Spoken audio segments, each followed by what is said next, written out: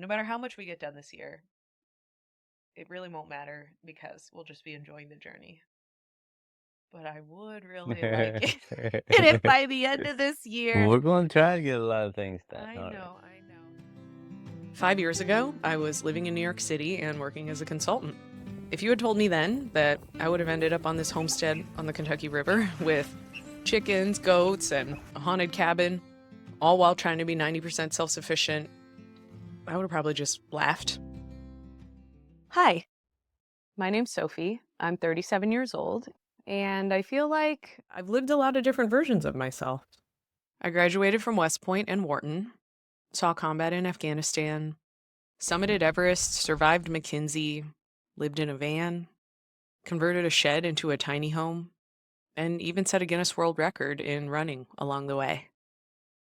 But this chapter is not about achieving anything. It's actually about unlearning. Rocky is my husband. He actually grew up in Eastern Kentucky, so at least one of us knows what we're doing out here. I don't know about that.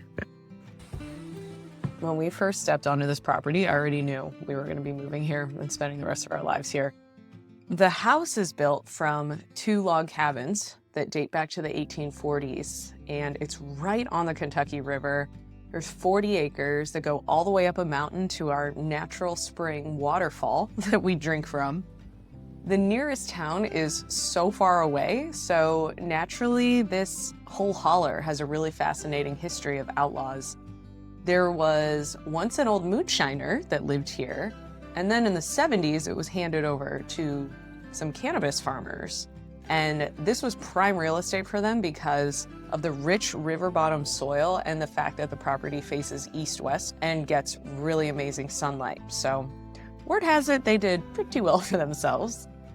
And then the most recent owner actually wasn't here for years, so it had been neglected for quite some time and was starting to fall into disrepair.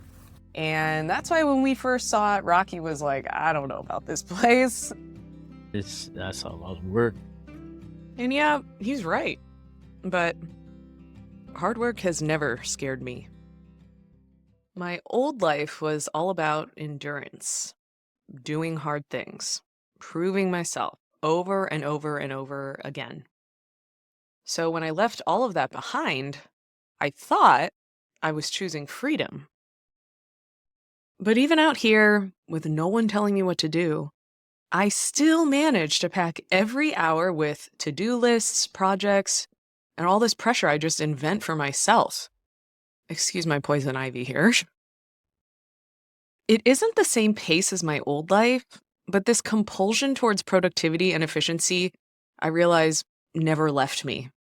But I'm not even sure I would have noticed it if Rocky hadn't pointed it out. Yeah, when you say that you like a to-do list, Okay, well, what what is you it then? like is a calendar that is completely full, that sends you an alarm every 30 minutes telling you what you should be doing. I hate that, yes. You plan that thing out weeks in advance. I agree with you. Me and my self-imposed hell over here. I can't help it. Maybe the real prison actually wasn't the rat race. Why do I make everything hard, even when I don't have to? I'm not here to prove anything anymore. I just want to see what happens if I let myself live in a different way. So in each episode, I'm going to choose one small way to break out of that cycle of stress, pressure, and racing time. Sometimes it's going to be something tangible, like going to bed at 8 p.m. no matter what I have left to do. But other times it might be something more nuanced, like learning how to say no without guilt. I'm going to do all of this while I'm fixing up this old house, raising these animals, and turning this land into something alive and vibrant again. And through it all, I'm going to share what I learn right here with you. My life here with Rocky is a dream come true. I'm going to be honest. I have never been this fulfilled. I wake up excited every single day. It's amazing. But here's the thing. We all know someone who thinks moving to a surf town in Costa Rica or jumping into a new relationship is going to magically fix all of their problems. And they chase these big sweeping changes, but they don't actually do the slower, quieter work that really transforms who we are. And I know I have come a very long way in the last few years, but I also know that I have totally been guilty of being that person before. And my hunch is that this season isn't about achieving anything.